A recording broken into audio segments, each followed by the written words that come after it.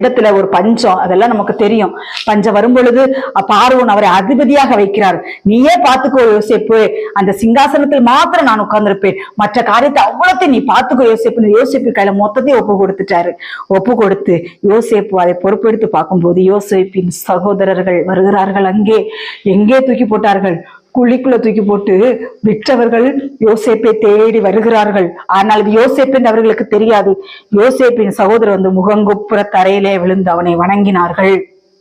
வேதவசனம் சொல்லுகிறது, யாரு சொப்பனக்காரன் அப்படின்னு சொல்லி அவனை உதாசனப்படுத்தி காலால் எட்டி உதைத்து அந்த குழிக்குள்ள தூக்கி போடும்போது எவ்வளவு வேதனைப்பட்டிருப்பாரு யோசேப்பு. நம்ம நினைக்கிற ஒரு குழிக்குள்ள தூக்கி போட்டானுங்கன்னு.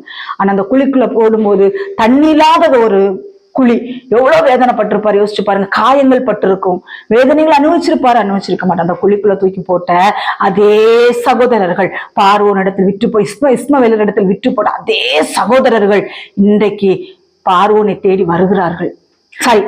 யோசேப்பை தேடி வருகிறார்கள்.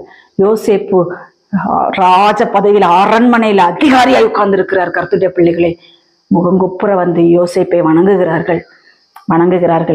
இந்த நாட்களில